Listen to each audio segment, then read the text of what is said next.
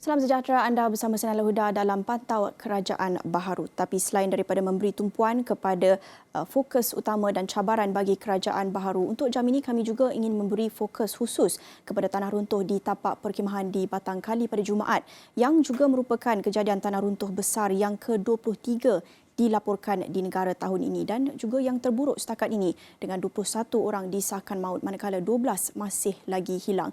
Dan untuk jam ini saya ingin membincangkan lebih lanjut mengenai dengan fokus perlindungan alam sekitar. Bagaimana untuk memastikan supaya tragedi dan bencana ini tidak lagi berulang pada masa depan.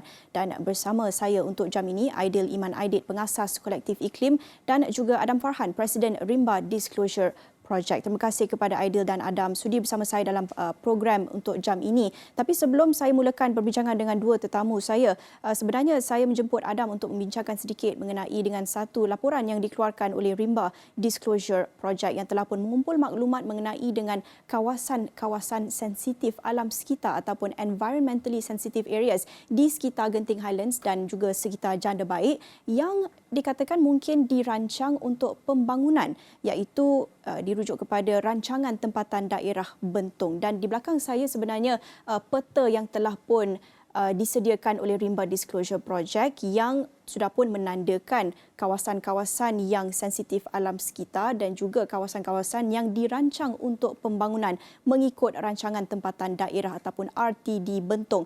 Ada kawasan yang sudah pun dizonkan untuk rancang ataupun dirancangkan untuk pembangunan bagi kerajaan tempatan dari sudut dua kerajaan negeri, iaitu Kerajaan Negeri Pahang dan Kerajaan Negeri Selangor. Kalau kita nak lihat di peta ini, zon yang diwarnakan merah ini sebenarnya sudah pun dizonkan untuk rancangan tempatan daerah, dirancangkan untuk projek-projek pembangunan untuk tujuan komersial, itu yang warna merah. Manakala bagi zon yang berwarna ungu dan juga zon yang berwarna kuning itu sebenarnya menandakan kawasan yang sudah pun ada projek pembangunan, sama ada projek perumahan, projek untuk tujuan komersial yang sudah pun under construction, sudah pun dibangunkan ketika ini. Dan untuk memberi gambaran dalam konteks kita nak membincangkan insiden tragedi tanah runtuh yang baru saja berlaku semalam, ini poin yang menunjukkan, warna biru ini menunjukkan lokasi berlakunya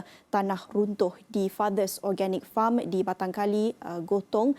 Itu lokasi tanah runtuh yang berhampiran dengan kawasan-kawasan yang dirancang untuk pembangunan, yang juga ada antara kawasan ini yang sudah pun dizonkan, sama ada warna merah, warna ungu ataupun warna kuning, sudah pun dizonkan sebagai kawasan sensitif alam sekitar ataupun environmentally sensitive areas. Jadi saya nak membincangkan lebih lanjut mengenai dengan pendedahan ataupun laporan yang dikumpulkan oleh Rimba Disclosure Project ini bersama dengan pengarahnya sendiri, Adam, yang masih lagi bersama saya ketika ini. Adam, boleh terangkan sikit mengenai dengan kawasan sensitif alam sekitar yang saya tunjukkan di peta ini yang katanya mungkin dizonkan untuk pembangunan dalam rancangan tempatan daerah di sekitar kawasan Genting Highlands ini, Adam?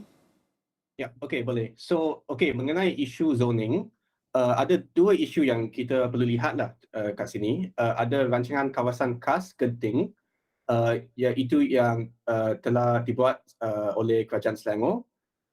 So, itu rancangan yang akan ancam kawasan Genting sebelah Selangor, dalam negeri Selangor. Dan juga ada satu rancangan tempatan daerah Bentong kat sebelah Pahang. Jadi kedua-dua rancangan ini secara teknikalnya dia masih draft, tetapi kalau ikut data kerajaan yang saya telah lihat, kawasan ini yang dijadikan untuk dizonkan untuk pembangunan sudah dipaparkan dalam peta I-Plan sebagai kawasan pembangunan. Ya, so itu satu isu ya, sebagai kawasan itu sudah dizonkan. So di sebelah Selangor, RKK Genting ada bercadang untuk membangunkan gunung yang lain daripada Genting. So itu Gunung Bunga Boa.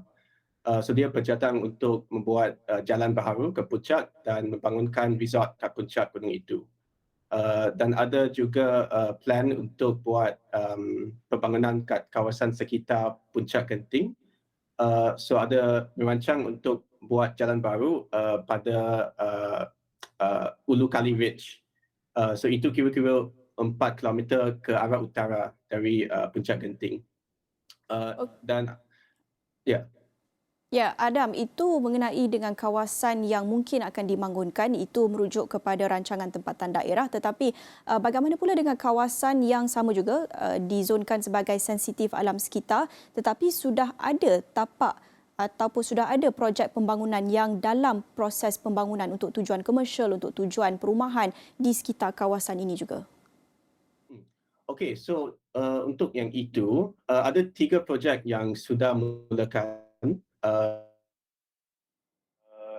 untuk projek itu, saya sedikit confused sebab kalau ikut peta kawasan sensitif alam sekitar dalam rancangan tempatan daerah Bentong, kawasan itu adalah terletak di dalam kawasan environmentally sensitive area tahap 1 dan tahap 2. Dan kalau ikut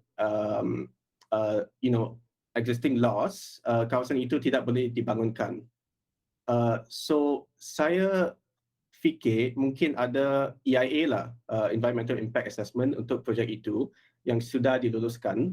Tapi saya nak understand bagaimana Department of Environment boleh luluskan projek itulah sebab kalau mengikut garis panduan EIA, projek mesti mematuhi Pelan Fizikal Negara, dan Pelan Fizikal Negara ini adalah pelan yang buat yang detail environmentally sensitive areas.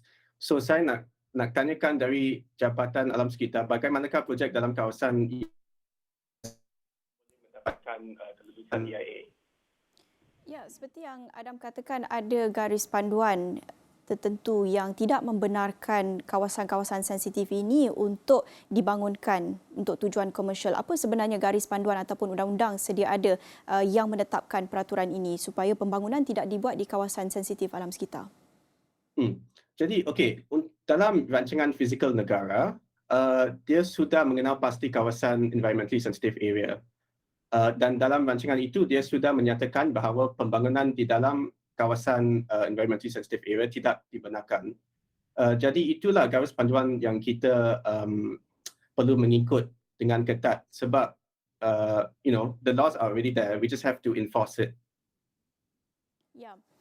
Aidil, kami juga ingin dapatkan pandangan Aidil mengenai dengan apa yang ditunjukkan oleh Rimba Disclosure Project ini mengenai dengan wujudnya projek pembangunan yang sudah pun ada under construction dan juga ada lagi mungkin zon-zon yang akan digunakan untuk tujuan komersial untuk pembangunan. Bagaimana Aidil melihat mungkin projek pembangunan yang diadakan di kawasan sensitif alam sekitar ini? Apa mungkin kesan, consequences yang boleh kita jangkakan? Salah satu consequence atau impact yang kita boleh lihatkan daripada pembangunan di kawasan sensitif alam sekitar ni adalah contoh yang berlaku beberapa hari lepas, iaitu adalah dari segi tanah runtuh. Selain itu, kawasan hutan montane kita adalah satu kawasan atau habitat ekosistem yang mempunyai kepelbagaian biologi yang sangat indah dan sangat unik. So kehilangan jenis-jenis spesies yang endemik di kawasan itu sahaja mungkin melambangkan satu kehilangan spesies-spesies yang berbagai lah. So itu adalah satu kerisauan juga. Dan apabila kita hilang spesies-spesies hidupan liar di kawasan hutan montane ini ataupun di kawasan sensitif alam sekitar ini, kita juga hilang perkhidmatan yang spesies-spesies ini berikan kepada pembangunan ekonomi negara kita dari segi keterjaminan makanan, dari segi carbon sequestration, boleh juga dikaitkan dengan mitigasi banjir dan pelbagainya. So dia punya impact tu adalah dari segi jangka masa yang lama lah. For the long term akan nampak impact dan consequence itu apabila kita membangunkan kawasan hutan montane ini di mana keterjaminan makanan kita, kita punya mitigasi bencana alam, dan lain-lain perkhidmatan yang alam semula jadi berikan kepada kita dilupuskan oleh pembangunan demi ekonomi dan bukan satu pembangunan yang mampan. Ya, banyak sebenarnya kesan yang boleh berlaku akibat daripada projek pembangunan di kawasan sensitif. Bagaimana pula saranan daripada Adam mewakili Rimba Disclosure Project melihat kepada pendedahan ini, laporan peta yang disediakan ini menunjukkan kepada projek-projek pembangunan yang diadakan di kawasan sensitif. Apa saranan yang Adam ingin berikan kepada pihak berkuasa berhubung projek-projek ini?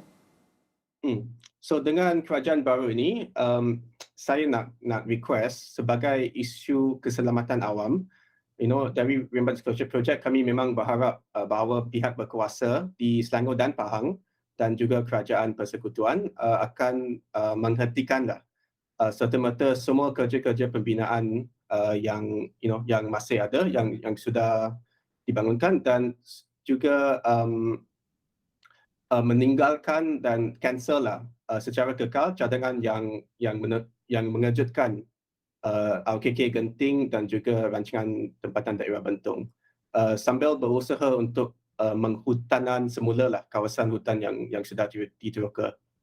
Dan selanjutnya saya rasa semua kawasan yang telah dicadangkan untuk dibangunkan hendaklah diwatakan sebagai hutan simpan . Mungkin kita boleh diwatakan kawasan itu sebagai hutan simpan taman negeri, dan itu boleh menggalakkan semua percubaan pada masa hadapan untuk membangunkan kawasan ini. Ya, saya kira itu antara langkah yang lebih bersifat jangka masa panjang, long term decisions yang boleh diambil oleh kerajaan susulan daripada tragedi tanah runtuh yang berlaku semalam. Tetapi kalau kita nak lihat dari sudut jangka masa pendek, pandangan Aidil apabila kita melihat tragedi yang berlaku semalam yang sudah pun mengorban lebih 20 orang, kalau kita nak melihat dari segi pengurusan alam sekitar pula, bagi Aidil apa pengajaran yang perlu kita ambil daripada tragedi tanah runtuh di Batang Kali ini? So kita ingat pada kertas kajian pada tahun 2020 mengenai peristiwa tanah runtuh di Malaysia ni sejak 1961, yang mendedahkan bahawa trend tanah runtuh tu menaik. Lebih kurang angka kematian sebanyak 600 rakyat Malaysia telah mati sejak setakat 2019. Kekurangan campur tangan untuk mencegah dan membuat persediaan yang cekap menghadapi bencana alam adalah satu isu. Tindak balas kita kepada bencana alam lebih kepada reaktif daripada proaktif. Setiap pengurusan alam sekitar perlu bersifat proaktif. Pendedahan bahawa satu aktiviti perkemahan itu tidak mempunyai satu lesen tidak membawa makna apa-apa jika ia tidak kuatkuasakan sebelum tragedi itu berlaku. Pemantauan aktiviti pertanian, perkemahan, pelancongan, rekreasi di kawasan hutan mountain ataupun di mana-mana kawasan ekosistem perlu dikuatkuasakan dengan lebih cekap. Kita perlu berikan dana yang lebih kepada pihak penguatkuasa, berikan latihan kepada mereka juga dan komuniti setempat. Secara esensnya, pengurusan alam sekitar di Malaysia perlu lebih bersifat proaktif daripada reaktif. Itu yang saya nak bincangkan lebih lanjut, bagaimana untuk kita bersifat lebih proaktif, bukan sekadar bertindak selepas tragedi itu berlaku. Kita ingin mengelak daripada bencana ini berulang lagi pada masa depan. Dan banyak lagi saya nak bincangkan bersama dengan Aidil dan Adam selepas ini. Kita akan berhenti seketika. Jangan ke mana-mana, kembali selepas ini.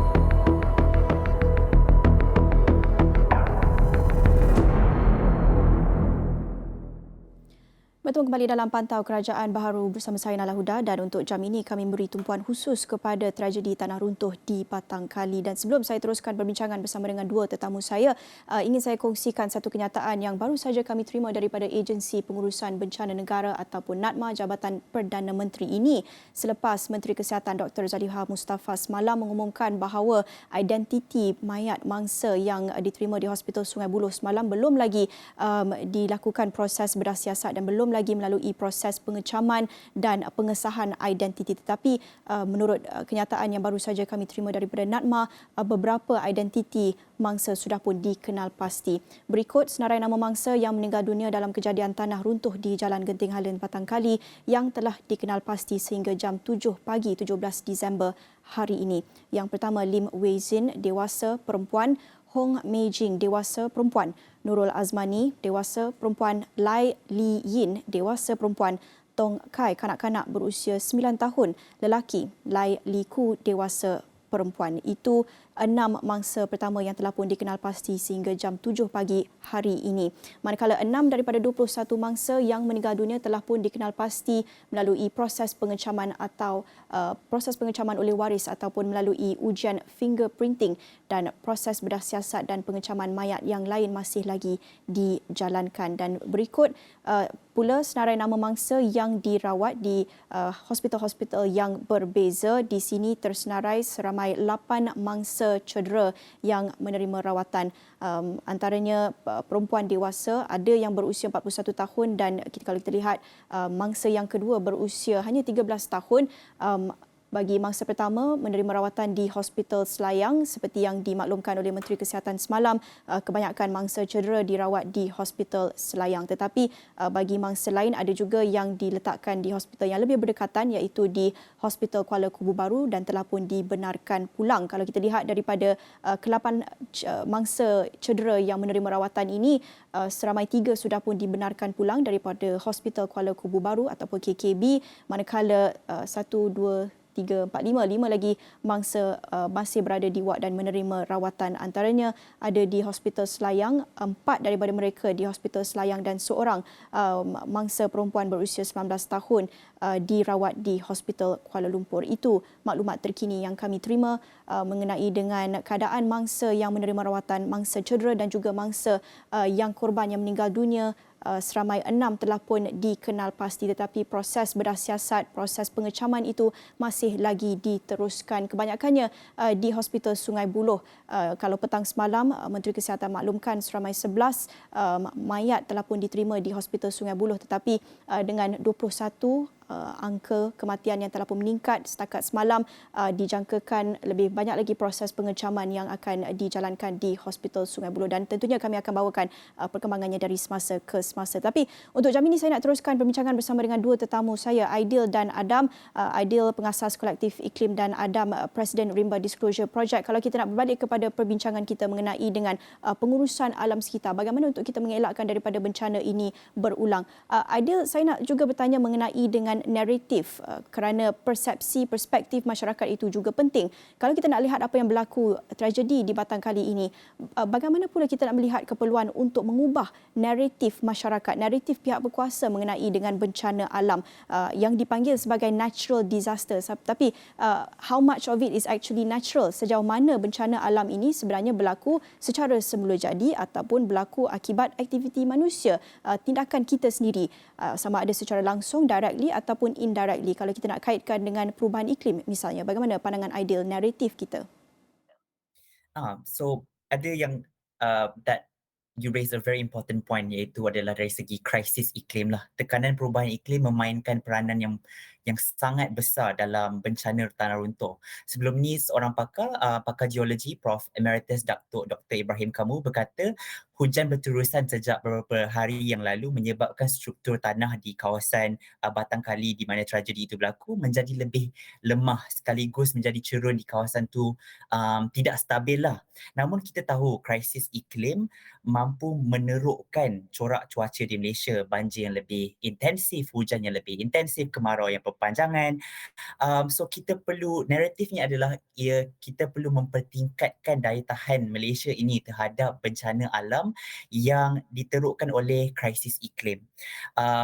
Oleh itu, adaptasi perubahan iklim perlu diberikan lebih banyak fokus di kalangan naratif masyarakat dan mereka dalam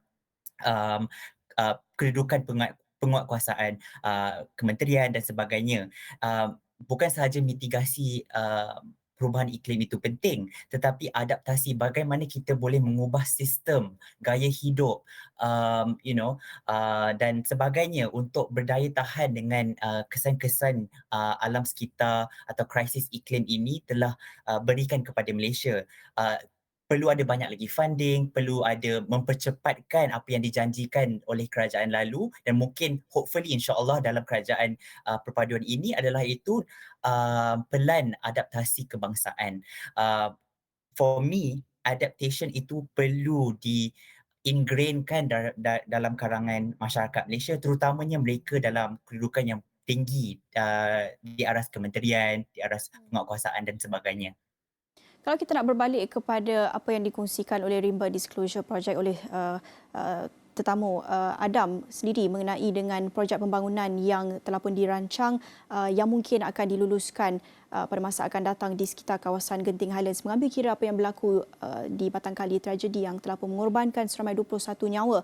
Bagaimana pula kita nak melihat keseimbangan antara pembangunan, sama ada kita nak lihat kepentingan ekonomi dan juga seimbangkan dengan pelindungan alam sekitar. Saya nak dengarkan pandangan Adam, ataupun kita sudah pun mencapai tahap di mana kita tidak perlu lagi melihat kepada keseimbangan, kita perlu utamakan pelindungan alam sekitar dan juga nyawa rakyat kita sendiri, masyarakat kita, keselamatan awam berbanding dengan kepentingan ekonomi pembangunan yang boleh menjejaskan pelindungan alam sekitar. So I think from my perspective, we've already reached the limit of what we can do in Peninsular Malaysia in terms of expansion. So, kawasan gunung, it's just the recent developments is proof that it's not safe to develop in mountainous areas. And there's no way to defend developments in mountainous areas from an economic perspective if it is going to impact local communities and result in endangering the public. So we also need to rethink, how we value forests, how we value natural areas, and value what we regard as growth, because it can't just be always about economic growth. It should also be about, environmental protection as a form of economic maturity. Pandangan Aidil pula bagaimana? Masih boleh kita seimbangkan antara pembangunan dan kepentingan alam sekitar, ataupun bagaimana pula pandangan Aidil terhadap pembangunan yang lebih mampan, yang lebih lestari, atau kita seperti apa yang Adam katakan, tidak boleh lagi pentingkan kepentingan ekonomi, tetapi pelindungan alam sekitar itu perlu jadi prioriti, fokus utama kita. Saya sangat setuju dengan Adam. Kita boleh membangun tanpa merosakkan alam sekitar. Berikutan ucapan Antonio Guterres di United Nations, kita adalah, we are at war with nature and it is senseless and suicidal. Peperangan kita dengan alam semula jadi adalah satu sifat yang membunuh diri. So, naratif ini sangat bahaya, di mana pembangunan ekonomi itu lebih penting daripada pemeliharaan dan perlindungan alam sekitar. Sedangkan satu kajian oleh Akademi Sains Malaysia telah menyatakan bahawa pelindungan kepelbagaian biologi di Malaysia dapat membantu pembangunan ekonomi di negara kita sebanyak 739.12 bilion Malaysian ringgit. Perkhidmatan yang alam sekitar berikan kepada kita dari segi mitigasi banjir, keterjaminan makanan dan sebagainya adalah satu aspek yang kita boleh lihatkan dalam satu negara yang sedang membangun secara mampan. Kita perlu lihat value itu dalam nature, kerana sudah adanya data yang dikeluarkan oleh Akademi Sains Malaysia bahawa dengan melindungi kepelbagaian biologi, ia dapat memberi manfaat ekonomi yang sangat banyak kepada negara kita. Okey, baik. Terima kasih Aidil dan Adam sudi bersama saya untuk kongsikan pandangan mengenai pentingnya pelindungan alam sekitar dalam kita bercakap dalam konteks tragedi tanah runtuh di Batangkali. Bagaimana untuk kita mengelakkan bencana ini berulang lagi pada masa depan. Terima kasih Aidil dan Adam untuk itu. Dan sebelum kita berpisah, saya tinggalkan anda dengan sidang media apabila Menteri Pendidikan Fadlina Siddiq sebentar tadi mengadakan lawatan ke Hospital Sungai Buloh untuk melihat sendiri keadaan waris mangsa tragedi tanah runtuh di Batangkali. Kita ikuti sidang media Menteri Pendidikan selepas lawatan beliau tadi. Assalamualaikum warahmatullahi wabarakatuh dan salam sejahtera. Hari ini hari kedua saya datang menziarahi hospital. Pertamanya hari ini sebagaimana yang saya maklumkan semalam bahawa KPM akan menawarkan sokongan psikososial kepada keluarga dan juga waris mangsa. Dan hari ini saya boleh sahkan bahawa kita telah pun bertugas. Kita ada 3 shift ya, kita ada 3 shift, dengan setiap shift akan kaunselor yang bertugas daripada KPM adalah seramai 3 orang. 3 orang untuk setiap shift. Jadi kaunselor ini akan terus bertugas dan shift mereka akan terus berlangsung di hospital. Dan alhamdulillah kita juga mendapat sokongan daripada tim KKM, khususnya bahagian mental health and psychosocial. Dr. N ada dan rakan-rakan tim daripada hospital juga ada pada hari ini. Dan juga sokongan ini kita akan teruskan sehingga selesai. Jadi hari ini apa yang berlaku adalah lebih kepada saya melihat sendiri bagaimana pasukan KPM bertugas, khususnya kaunselor-kaunselor kita lah. Dari segi keadaan waris mangsa YB macam mana? Kita kena bagi ruang untuk mereka bertenang dan juga ketika ini proses melaluinya sangat sukar. Jadi kita kena bagi ruang lah pada mereka. Saya minta itu saja, ruang pada mereka untuk mendapatkan sedikit khususnya maklumat yang tepat, ya, ini sangat penting. Dan kemudiannya bagi ruang pada mereka untuk mendapatkan sokongan psikososial, itu sangat penting ketika ini, ya. Dan sokongan daripada rakyat Malaysia secara keseluruhannya mendoakan proses yang berlaku pada hari ini dipermudahkan. Ada guru yang jadi mangsa kan? Saya dah sahkan semalam. Saya dah sahkan. Untuk sisi persekolahan nanti tu macam Kita akan maklumkan dari semasa ke semasa. Kita akan maklumkan dari semasa ke semasa. ada senarai nama guru yang terlibat? Belum, itu bukan bahagian kita.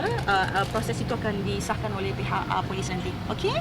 Have they identified that all the teachers that were Itu proses itu sedang berlangsung. Sedang berlangsung. Tapi akan ada pertambahan guru ke macam mana nanti dekat Kita sekolah? akan maklumkan dari semasa ke semasa kerana proses masih lagi berlangsung.